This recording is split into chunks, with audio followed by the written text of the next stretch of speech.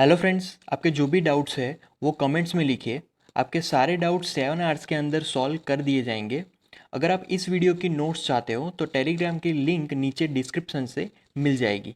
अगले क्वेश्चन में a particle start from the origin at t is equal to 0 second with a velocity 10 j head meter second inverse and moves in the xy plane with a constant acceleration of 8 I head plus 2 j head meter second to inverse. At what time is the x coordinate of the particle 16 meter? What is the y coordinate of the particle at that time? Okay तो यहाँ पर हमें basically find करना है कि x coordinate of the particle, right, जब 16 metre पे है तो y कोऑर्डिनेट क्या होगा, राइट। तो पहले हम लोग इक्वेशन लिखेंगे, इक्वेशन गिवन। तो उसका जो फॉर्म है वो कुछ इस तरीके से, vector r is equal to, यहाँ पर है vector r o, right, plus vector v o t, right. तो यहाँ पर vector v o t plus half vector a into t square, right. तो ये कंप्लीटली इक्वेशन है उसकी। अब यहाँ पर क्वेश्चन के हिसाब से जो वेक्टर वी ओ है, right, vector v o is equal to 10 J hat metre second to inverse दिया गया है, राइट। सेकेंड इनवर्स सिर्फ है and initial position of the particle is equal to 0 होगा एंड एक्सेलरेशन वो दिया गया है, vector a is equal to 8 into I hat plus 2 into j hat, right. तो ये जो हमें एक्सेलरेशन दिया गया है वो basically metre second to inverse में दिया है, राइट। ओके अब पूरी इक्वेशंस हम लोग लिखेंगे फिर से वैल्यूज को रखने के बाद। So vector are is equal to vector r o मतलब कि 0, राइट, प्लस वेक्टर वी ओ कितना है तो वो है 10 into j hat into T, right. फिर प्लस यहाँ पर हाफ एज इट इज, तो यहाँ पर 1/2 vector A bracket 8 into I hat plus यहाँ पर आएगा 2 into j hat, right, bracket completes. तो इंटू टी स्क्वेयर बाकी रहेगा तो टी स्क्वेयर आ जाएगा, ओके। अब इज इक्वल टू जो भी बाकी बचा है वो लिखेंगे, तो vector are is equal to यहाँ पर लिखेंगे 10 जे hat into T, right, plus यहाँ पर हाफ करके कैंसिल हो जाएगा तो 4 टी स्क्वेयर, तो यहाँ पर 4 इंटू आई हैट इंटू टी स्क्वेयर मिलेगा, राइट, सेकेंड स्टेप में। और फिर थर्ड स्टेप में 2 कैंसिल हो जाएगा तो हमें सिर्फ मिलेगा T square into j hat, right. ये कंप्लीटली इक्वेशन हमें मिलने वाली है। अब यहाँ पर जो आई हैट वाला टर्म है उसको पहले लिखेंगे, तो 4 इंटू टी स्क्वेयर इंटू आई हैट पहले लिखेंगे, राइट। फिर उसके बाद प्लस ब्रैकेट के अंदर 10 into T plus T square, right. तो इस तरीके से ब्रैकेट कंप्लीट होगा और इंटू जे हैट, राइट। अब ये जो इक्वेशन है उसको मैं कंपेयर करूंगा इसके जनरल फॉर्म से, जो कि यहाँ पर लेफ्ट हैंड साइड तो वेक्टर आर है, इसका जनरल फॉर्म अगर लिखें तो vector are is equal to, यहाँ पर लिखेंगे vector are is equal to, इसका जनरल फॉर्म होगा x i hat, right, plus y j hat, okay. ये इसका जनरल फॉर्म होगा। अब यहाँ पर हम लोग कंपेयर करेंगे किससे, तो 4t स्क्वायर मतलब कि x हो जाएगा और 10t प्लस टी स्क्वायर मतलब कि y हो जाएगा। तो लिखेंगे x इज इक्वल टू, यहाँ पर आ जाएगा 4t square, right, 4 into T square, okay. और फिर y इज इक्वल टू, यहाँ पर लिखेंगे 10t plus T square, right. तो ये हमारा y कंपोनेंट हो जाएगा, ओके। अब x कंपोनेंट हमें दिया गया है क्वेश्चन में ही, तो उसकी वैल्यू लिखेंगे तो 16 होगी, राइट। तो 16 इज इक्वल टू यहाँ पर 4t स्क्वायर, राइट। तो 16 is equal to 4t square, तो 4 is equal to t square. तो t की वैल्यू अगर फाइंड आउट करेंगे तो t is equal to square root both the sides करके वो आंसर हमें मिलेगा t is equal to 2 second. अब ये जो t is equal to 2 second है वो y के इक्वेशन में रखेंगे, राइट, इस वाले इक्वेशन में। तो यहाँ पर y is equal to 10 into 2, right, 10 into 2, फिर लिखेंगे प्लस 2 स्क्वायर, राइट। तो 10 इंटू 2 मतलब कि यहाँ पर इज इक्वल टू 20 मिलेगा, 20 प्लस 2 स्क्वायर मतलब के 4। तो y इज इक्वल टू यहाँ पर टोटल हमें मिलेगा 24, राइट, 24, और वो होगा मीटर में। तो यहाँ पर बेसिकली पहले हमने t फाइंड किया और उसके ऊपर से y फाइंड किया, राइट। तो ये हमारा y कंपोनेंट होगा। अब हम लोग b क्वेश्चन फाइंड करेंगे। What is the speed of the particle at the time. Okay, speed of the particle यहाँ पर फाइंड करना है।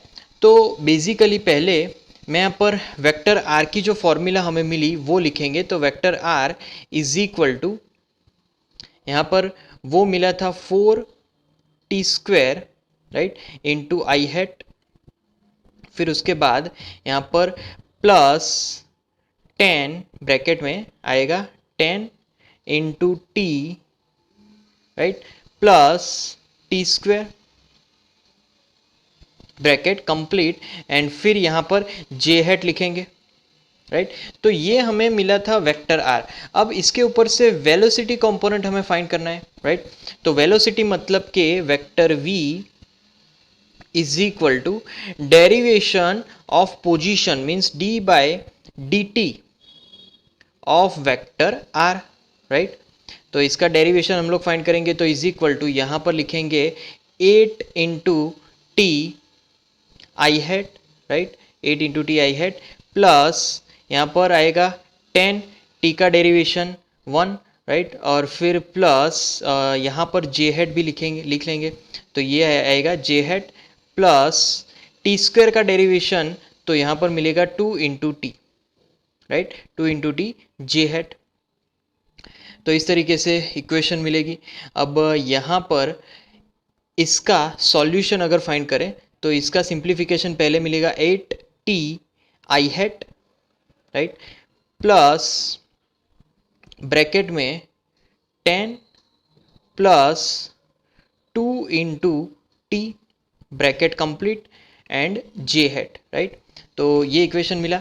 अब यहाँ पर जो वेक्टर v है, राइट, तो इसका हम लोग मैग्नीट्यूड फाइंड करेंगे क्योंकि यहाँ पर हमें स्पीड फाइंड करनी है। तो मैग्नीट्यूड मतलब कि mod of vector v, right, mod complete is equal to यहाँ पर under root of 8 into t whole square, right, plus यहाँ पर लिखेंगे 10 plus 2t whole complete square, right. Okay, अब इसके अंदर यहाँ पर t की वैल्यू रखेंगे। t की वैल्यू तो हमें t is equal to 2 second पे ही वेलोसिटी फाइंड करनी है, स्पीड फाइंड करनी है, राइट। तो 8 इंटू 2 क्या होगा 16 स्क्वायर, तो यहाँ पर लिखेंगे 16 स्क्वायर प्लस यहाँ पर 2 2 जा 4 14 स्क्वायर, राइट। तो 14 स्क्वायर करेंगे और यहाँ पर इज इक्वल टू 16 स्क्वायर मिलेगा हमें 256 एंड 14 स्क्वायर मतलब कि 196, राइट। तो इज इक्वल टू यहाँ पर अंडर रूट ऑफ 452। तो अंडर रूट ऑफ 452 वो आंसर हमें मिलेगा 21.26 मीटर सेकेंड इनवर्स, राइट। तो ये यहाँ पर स्पीड का हमें मैग्नीट्यूड मिलेगा। अगला क्वेश्चन है I hat and J hat are unit vectors along X and Y axis respectively what is the magnitude and direction of the vectors I hat plus J hat and I hat minus J hat. Okay, तो इस तरीके से आई hat X direction में मिलेगा and Y hat Z direction में मिलेगा, right. मतलब कि I hat and J hat, I hat X direction में, जे हैट वाई डायरेक्शन में। तो आई हैट प्लस जे हैट हमें कुछ इस डायरेक्शन में मिलेगा, मतलब कि यहाँ पर मैं आई हैट प्लस जे हैट लिख सकता हूँ, राइट। वो हमारा रिजल्टेंट होगा आई हैट और जे हैट का, राइट। तो यहाँ पर मैं लिखूंगा जे हैट। ओके, अब यहाँ पर जो माइनस जे हैट है वो हमें नेगेटिव वाई डायरेक्शन में मिलेगा। तो इसका मतलब ये हुआ कि जो हमें नीचे रिजल्टेंट मिल रहा है वो मिल रहा है I hat, right, minus J hat, right. तो आई हैट माइनस जे हैट वो हमें नीचे की तरफ स्लांटेड मिल रहा है। ओके, अब magnitude of I hat plus J hat, right. तो यहाँ पर मैग्नीट्यूड इज इक्वल टू, अब इसका सिंप्लीफिकेशन अगर लिखे तो अंडर रूट यहाँ पर आएगा I square plus J square, right, I square plus J square plus 2 into I hat into j hat into cos theta, right. तो इस तरीके से इसका सिंप्लीफिकेशन मिलेगा। थीटा यहाँ पर एंगल है रिजल्टेंट और एक्स डायरेक्शन के बीच, राइट। अब यहाँ पर जो यूनिट वेक्टर से is equal to under root i hat square unit vector है तो उसका वैल्यू 1 होगा, तो 1 स्क्वायर का 1, यहाँ पर भी 1 स्क्वायर का 1 होगा, यहाँ पर प्लस 2 इंटू वन सिर्फ हमें मिलेगा कॉस थीटा, और कॉस थीटा मतलब के दोनों वेक्टर्स के बीच का एंगल, राइट। तो यहाँ पर दोनों वेक्टर्स के बीच का एंगल 90 डिग्री हमें मिलने वाला है, राइट। तो थीटा बेसिकली आई हैट और जे हैट उनके बीच मिलने वाला एंगल, और वो यहाँ पर 90 डिग्री होगा। 90 डिग्री मतलब कि यहाँ पर आंसर 0 होगा। 90 डिग्री ये 0 हो जाएगा, अगर वो 0 हो जाएगा तो इज इक्वल टू हमारे पास सिर्फ बचेगा अंडर रूट 2, राइट। और अंडर रूट 2 की वैल्यू होती है इज इक्वल टू 1.41, राइट। तो ये i hat plus J hat का मैग्नीट्यूड मिला। अब सिमिलरली हम लोग मैग्नीट्यूड फाइंड करेंगे mod of I hat minus J hat का, राइट। तो इसका मैग्नीट्यूड मतलब कि is equal to under root of I hat square, right, plus J hat square plus क्या आएगा 2 आई hat j hat cos theta, right. तो is equal to under root, अब यहाँ पर भी आप देखोगे तो यहाँ पर भी थीटा राइट एंगल ट्राइंगल हो रहा है तो कॉस 90 हो जाएगा, कॉस 90 मतलब के 0, तो यहाँ पर भी क्या मिलेगा 1 प्लस 1, राइट। तो 1 प्लस 1 बेसिकली यहाँ पर is equal to under root 2 मिलेगा, और अंडर रूट 2 इसका आंसर हमें मिलेगा 1.41। तो दोनों के मैग्नीट्यूड्स हमें सेम मिल रहे हैं, राइट। दोनों के मैग्नीट्यूड हमने यहाँ पर फाइंड किए। ओके, अब दोनों के डायरेक्शंस हम लोग फाइंड करेंगे कि दोनों आई हैट प्लस जे हैट जो रिजल्टेंट वेक्टर है वो एक्स डायरेक्शन से कितना एंगल बना रहे हैं, राइट। तो यहाँ पर थीटा, अब जो नया थीटा है, थीटा एंगल है किसके बीच, I hat plus J hat and X direction के बीच मिलने वाला एंगल, राइट। तो एक्स डायरेक्शन यहाँ पर लिखेंगे। ओके, अब यहाँ पर लिखेंगे I hat plus J hat, right, bracket complete dot I hat, right, क्योंकि आई हैट एक्स डायरेक्शन का ही यूनिट वेक्टर है तो इज इक्वल टू यहाँ पर लिखेंगे mod of I hat plus J hat, right, into I hat, और फिर यहाँ पर लिखेंगे कॉस थीटा, राइट। तो यहाँ पर अब ब्रैकेट्स का मल्टीप्लिकेशंस, तो यहाँ पर आई हैट डॉट आई हैट आएगा पहले, फिर plus J hat dot I hat, right, and that is equal to, अब मैग्नीट्यूड है तो मैग्नीट्यूड हमने फाइंड किया हुआ है वो है रूट 2, तो रूट 2 इंटू आई हैट मतलब के 1 and into cos theta as it is, right. तो इस तरीके से ये कैलकुलेशन होगा। अब यहाँ पर हमें जो आंसर मिलेगा वो होगा 1 is equal to root 2 into cos theta. कैसे मिला, तो यहाँ पर आई हैट ही हमें मिलेगा, जे हैट आई हैट 0 हो जाएगा तो आई हैट 1 होगा and root 2 cos theta as it is, right. तो कॉस थीटा को आप सब्जेक्ट बनाएंगे तो cos theta is equal to यहाँ पर हमें मिलेगा 1 अपॉन रूट 2, राइट। तो इस तरीके से cos theta is equal to 1 upon root 2 and theta is equal to 45, right, theta 45 angle पे मिलेगा। अब similarly i hat minus J hat x axis के साथ अल्फा एंगल बनाएगा, तो अल्फा, राइट, अल्फा वो है I hat minus J hat and X axis, right. तो यहाँ पर लिखेंगे एंड एक्स एक्सिस, ओके। तो ये अल्फा एंगल है। अब सिमिलरली उसके लिए भी इक्वेशन लिखेंगे। तो यहाँ पर ब्रैकेट में पहला आएगा I hat minus J hat, right.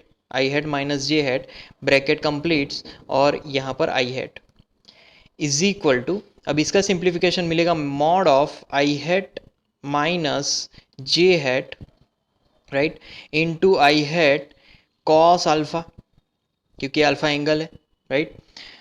अब मल्टीप्लिकेशन, तो आई hat dot I hat, right, minus J hat dot I hat is equal to, अब यहाँ पर मल्टीप्लिकेशन √2 इंटू 1, क्योंकि आई हैट यूनिट वेक्टर है, इंटू कॉस अल्फा, राइट। अब यहाँ पर हमें i hat dot I hat 1 मिलेगा, जे हैट डॉट आई हैट तो 0 होगा, तो is equal to 1 is equal to √2 cos alpha मिलेगा, राइट। तो कॉस अल्फा सब्जेक्ट, अब कॉस अल्फा को सब्जेक्ट बनाएंगे तो cos alpha is equal to 1/√2 मिलेगा, राइट, 1/√2। तो दैट इज कॉस अल्फा। अब अल्फा, तो अल्फा ऑब्वियसली कॉस में 45 एंगल पे मिलेगा, तो यहाँ पर alpha is equal to 45 degree angle, right. तो इस तरीके से यहाँ पर जो i hat minus J hat है, राइट, उसमें जे हैट नेगेटिव है, तो इसीलिए यहाँ पर हमें बेसिकली जो 45 डिग्री मिला वो एक्चुअल में 360 माइनस 45 होगा। तो 360 माइनस 45 कितना होगा, is equal to 315 with x axis, क्योंकि वो नेगेटिव एक्स एक्सिस के साथ था, ये with positive x axis, right, 315 degree. तो इस तरीके से हमने यहाँ पर एंगल फाइंड किया, राइट। उसके बाद अगला क्वेश्चन है, what are the components of a vector, vector a is equal to 2 I hat plus 3 J hat along the direction of I hat plus J hat and I hat minus J hat, okay. तो पहले हमें component find करना है vector ए का in the direction of I hat plus J hat, right. तो पहले दो component लिख लेते हैं, जैसे कि वेक्टर ए का यहाँ पर क्या है इक्वेशन, वो है 2 आई हैट प्लस 3 जे हैट, राइट। तो ये वेक्टर ए है, और दूसरा वेक्टर है हमारे पास वेक्टर बी। तो vector B is equal to, हमारी equation i hat plus J hat है, तो आई हैट प्लस जे हैट लिखेंगे, राइट। अब यहाँ पर बेसिकली हमें कंपोनेंट मतलब के प्रोजेक्शन फाइंड करना है, राइट। तो यहाँ पर दोनों के मल्टीप्लिकेशंस लेंगे वेक्टर ए इन डॉट वेक्टर बी, यहाँ पर डॉट प्रोडक्ट आ जाएगा, राइट, ये डॉट प्रोडक्ट है, तो is equal to dot product है, तो राइट हैंड साइड यहाँ पर मैग्नीट्यूड ऑफ है, magnitude of b into cos theta, right. अब हमें सिर्फ ए कॉस थीटा को सब्जेक्ट बनाना है, क्योंकि वो कंपोनेंट है ए का, तो ए कॉस थीटा सब्जेक्ट, तो यहाँ पर इज इक्वल टू क्या इक्वेशन होगी, वेक्टर ए डॉट वेक्टर बी, राइट, यहाँ पर डॉट आएगा, अपॉन यहाँ पर मिलेगा mod of vector b mod complete, right. इस तरीके से इक्वेशन मिलेगा। तो वेक्टर ए क्या है यहाँ पर, तो वो है 2 आई हैट प्लस 3 जे हैट, राइट, ब्रैकेट के अंदर, एंड वेक्टर बी, तो वो मिलेगा I hat plus J hat, right, upon mod of vector B यहाँ पर है mod of I hat plus J hat, right, mod complete, okay. अब इज इक्वल टू यहाँ पर लिखेंगे 2, क्योंकि मल्टीप्लिकेशन किया है हमने, तो 2 plus 3 upon √2, right, 2 plus 3 upon √2 is equal to 2 plus 3 यहाँ पर क्या होगा 5 अपॉन √2, राइट। तो 5 अपॉन √2 आ जाएगा। अब यहाँ पर जो n1 हैट है, राइट, अगर यूनिट वेक्टर की बात करें तो n1 hat is equal to equation होगा I hat plus J hat upon mod of I hat plus J hat, right, mod complete.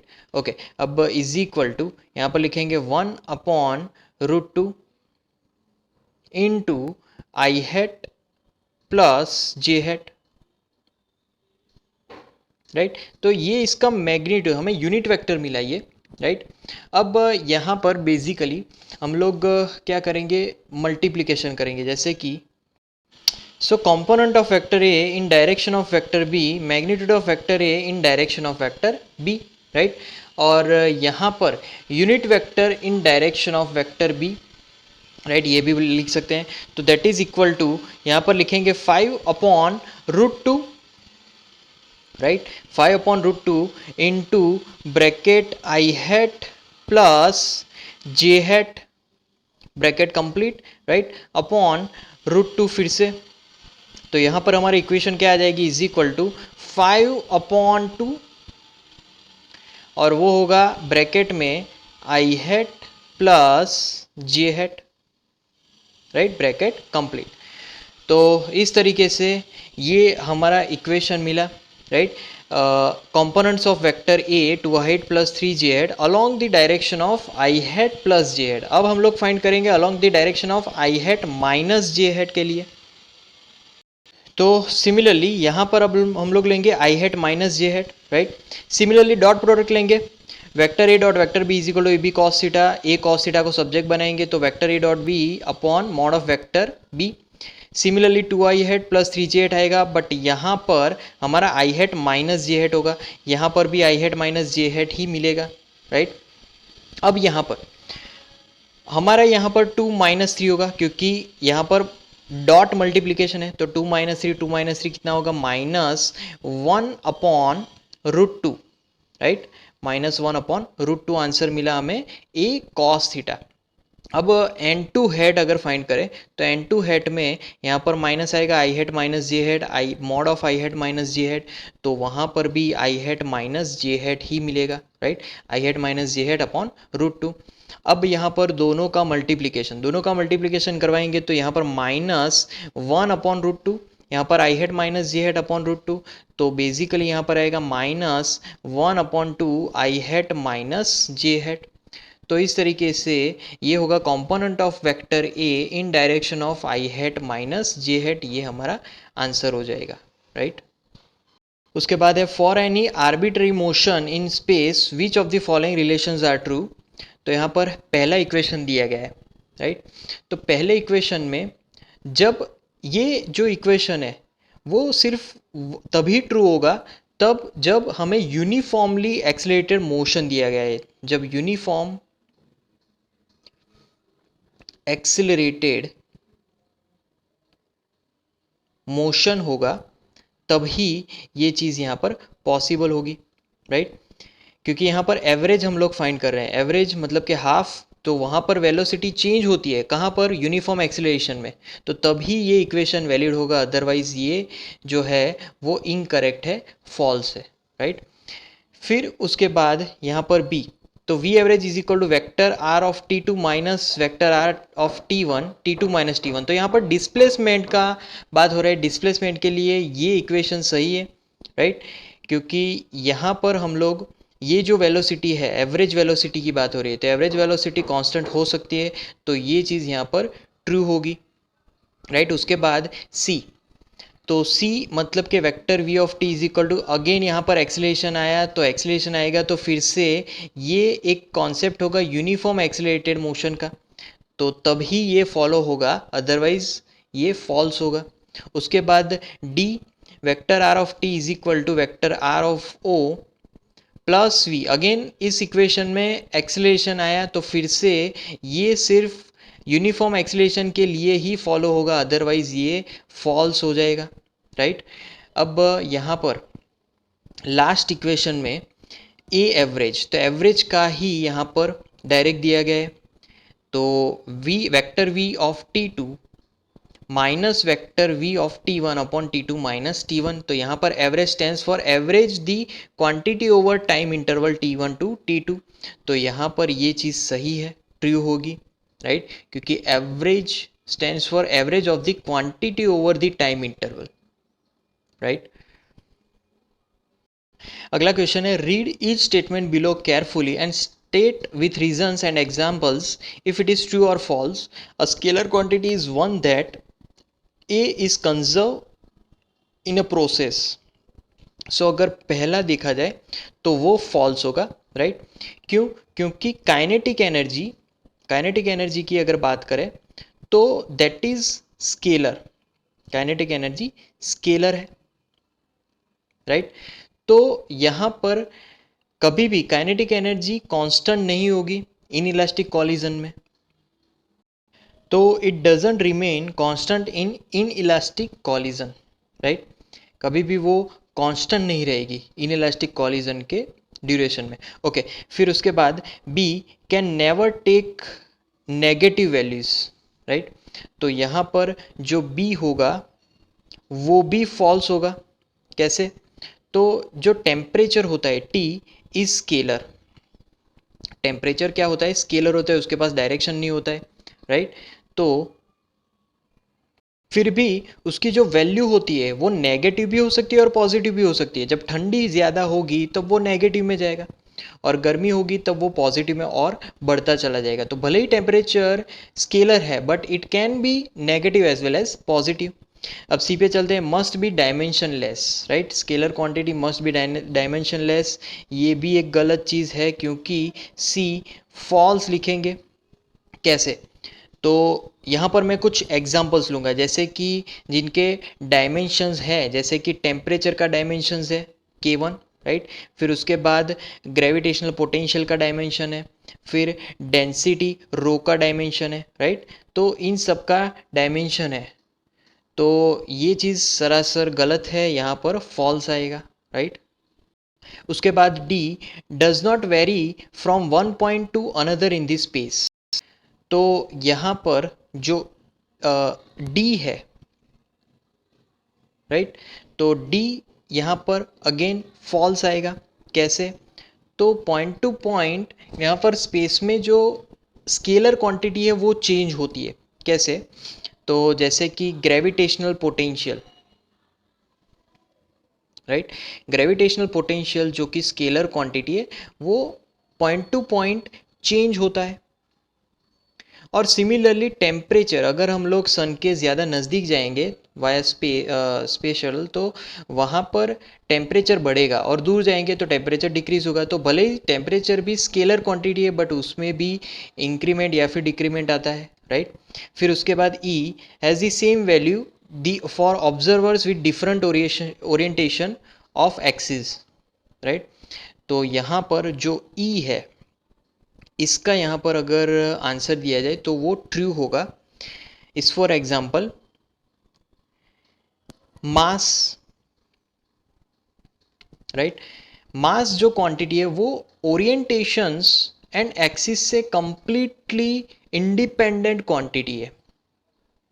फिर मैं यहाँ पर डेंसिटी भी लिख सकता हूँ, डेंसिटी भी ओरिएंटेशन और उसका जो भी ऑब्जर्वर से ओरिएंटेशन, राइट, या फिर एक्सिस है उससे कंप्लीटली इंडिपेंडेंट है। तो मास डेंसिटी स्केलर क्वांटिटी भी है और ओरिएंटेशन से टोटली इंडिपेंडेंट भी है। उसके बाद है an aircraft is flying at a height of 3400 metre above the ground if the angle subtended at a ground observation point by the aircraft positions 10 second apart is 30 degree, what is the speed of the aircraft? Okay, तो यहाँ पर पहले तो हम लोग इस question को diagram से समझेंगे। तो इस तरीके से aircraft a to b point पे जा रहा है, राइट? अब वो जो टोटल एंगल बना रहा है वो 30 डिग्री है। तो 15, अगर मैं मिड पॉइंट यहाँ पर ड्रॉ करूँ तो 15 में वो जो एंगल है वो डिवाइड हो जाएंगे, राइट? तो यहाँ पर पहले मैं एंगल लिखूँ तो angle a o b is equal to, यहाँ पर मिल जाएगा हमें टोटल 30 डिग्री, राइट? ओके, अब यहाँ पर मैं दूसरी चीज़ लिख सकता हूँ कि वो है O C is perpendicular to A B. O C और ए बी एक दूसरे के परपेंडिकुलर है। दूसरी चीज़ की जो ओ सी है, ओ सी का डिस्टेंस यहाँ पर अगर लिखा जाए तो वो होगा 3400 मीटर में, राइट? डिस्टेंस है। तो अब यहाँ पर जो एंगल्स हमने डिवाइड किए हैं वो है पहला A O C, right, is equal to 15 degree, AOC half हो जाएगा, और दूसरा हाफ अगर लिखें तो एंगल यहाँ पर आ जाएगा BOC, वो भी 15 डिग्री। दोनों हाफ हाफ डिवाइड कर दिए हमने, राइट। अब यहाँ पर जो A to B जो ट्रैवलिंग डिस्टेंस हो रहा है, राइट, A to B जाने के लिए जो टाइम लग रहा है, that is T is equal to 10 second, right. 10 second लग रहा है A to B जाने के लिए।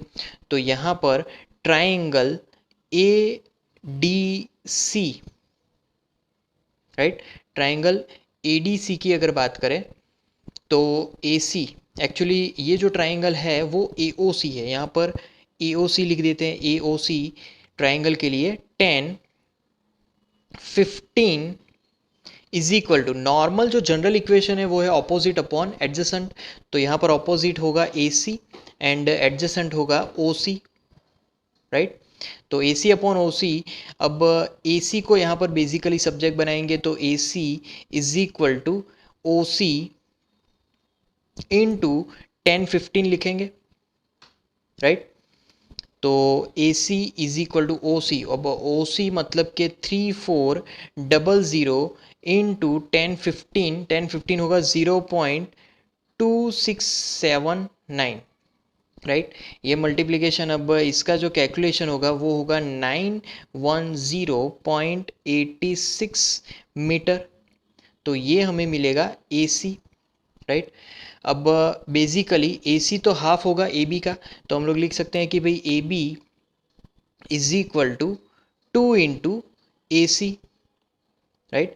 तो इज इक्वल टू, अब इसका डबल करना है, तो इसका डबल मतलब कि 2 इंटू 910.86, तो इसका डबल होगा इज इक्वल टू 1821.72, और वो हो जाएगा मीटर में। अब यहाँ पर लिखेंगे स्पीड, राइट। तो हमें यहाँ पर स्पीड फाइंड करनी है। Speed is equal to distance upon क्या लिखेंगे, टाइम, राइट। तो डिस्टेंस यहाँ पर कितना है, डिस्टेंस मतलब के is equal to AB, total distance है AB, और time taken by the object वो है यहाँ पर 10। तो AB डिस्टेंस हमने फाइंड कर लिया है। AB डिस्टेंस मतलब के 1821.72 अपॉन 10, राइट। तो इसका यहाँ पर आंसर हमें मिलेगा 182.2 मीटर सेकेंड इनवर्स। तो ये यहाँ पर हमें स्पीड मिला, right, speed of the aircraft, जो कि हमें फाइंड करना था। उसके बाद अगला क्वेश्चन है, vector has magnitude and direction, does it have a location in space, can it very with time, will two equal vectors A and B at different locations in space necessarily have identical physical effects, give example in support of your answer। Okay, तो पहले यहाँ पर मैं answer देता हूँ, इसका answer होगा yes, right. Every vector can be in space with magnitude and directions, सारे वेक्टर्स के पास जो भी स्पेस में है उनके पास मैग्नीट्यूड एंड पर्टिकुलर डायरेक्शन होगा, और वो टाइम के साथ चेंज भी हो सकते हैं। So it can be change with time. Physical effect of two vector, जैसे कि vector A and vector b दोनों ही सेम नहीं हो सकते, दो अलग अलग पोजीशन पे स्पेस में, राइट। तो ऐसा भी हो सकता है दोनों ही जो vector A and vector B है दोनों सेम नहीं हो सकते, दोनों अलग अलग पोजीशन में होंगे स्पेस में। अगर हम लोग 10 न्यूटन जितना फोर्स एक 2 किलोग्राम मास के ऑब्जेक्ट पे अगर लगाएंगे तो दो अलग अलग पोजीशन पे वो अलग अलग हो सकता है, राइट। तो this effects of 10 Newton same force on 2 kilogram on 2 different positions can be different. तो अर्थ पे वो फोर्स अलग लगेगा और मून पे वो फोर्स अलग लगेगा। क्यों ऐसा होगा? क्योंकि अर्थ का ग्रेविटेशनल एक्सीलरेशन कुछ और है और मून का ग्रेविटेशनल एक्सीलरेशन कुछ और है। तो दोनों ऑब्जेक्ट सेम है, फोर्स भी सेम है, फिर भी अर्थ पे कुछ और फोर्स लगेगा, कुछ और इफेक्ट मिलेगी, और मून पे भी कुछ और इफेक्ट मिलेगी। उसके बाद a vector has both magnitude and direction. Does it mean that anything that has magnitude and direction is necessarily a vector? The rotation of a body can be specified by the direction of the axis of rotation and the angle of rotation about the axis. Does that make any rotation a vector? Right. तो यहाँ पर so if an object rotates around a fixed axis then it is not vector even if it has magnitude and direction, right? But for full rotations it doesn't follow this commutative law, जैसे कि vector a plus vector b is not equal to vector b plus vector a for rotational motion। But अगर वो smaller rotations कर रहे हैं, small arc बना रहे हैं, तो वो फिर कम्यूटेटिव लॉ को फॉलो करते हैं और तब हम लोग बोल सकते हैं कि they are vectors, but for smaller rotations only. उसके बाद अगला क्वेश्चन है, can you associate vectors with a the length of a wire bent into a loop, right. तो यहाँ पर तो जब कभी भी वायर को हम लोग लूप बना देते हैं तो हम लोग उसको वेक्टर के साथ एसोसिएट नहीं कर सकते, क्योंकि जब वो लूप बन जाता है तो उसके पास पर्टिकुलर डायरेक्शन नहीं रहती है, राइट। उसके बाद अब प्लेन एरिया, क्या प्लेन एरिया को हम लोग वेक्टर्स के साथ एसोसिएट कर सकते हैं? तो एरिया को हम लोग वेक्टर के साथ कंसीडर कर सकते हैं, क्योंकि यहाँ पर वेक्टर एल एक लेंथ वेक्टर होगा। तो यहाँ पर लिख देता हूँ length vector vector L, right. और जो दूसरा वेक्टर है ब्रेथ वेक्टर, तो उसको हम लोग बोलेंगे ब्रेथ वेक्टर, क्योंकि उन दोनों के पास ही अपना एक जो डायरेक्शंस होती है वो दोनों के पास पर्टिकुलर डायरेक्शन होगी। इसीलिए जो इन दोनों के क्रॉस मल्टीप्लिकेशन से हमें जो आंसर मिलेगा एरिया, वो भी एरिया वेक्टर ही कहलाएगा। तो प्लेन एरिया को हम लोग वेक्टर के साथ एसोसिएट कर सकते हैं। उसके बाद स्फीयर, स्फीयर को क्या वेक्टर के साथ एसोसिएट कर सकते हैं? तो यहाँ पर ये एक नेचुरल वेक्टर है, it doesn't have fix direction. Sphere के पास कोई भी फिक्स डायरेक्शन नहीं होता, क्योंकि वो यहाँ पर न्यूट्रल वेक्टर है। So it is neutral vector, so that's why it doesn't have fix direction, क्योंकि स्फीयर के पास कभी भी फिक्स डायरेक्शन नहीं होता, क्योंकि वो खुद एक न्यूट्रल वेक्टर होता है।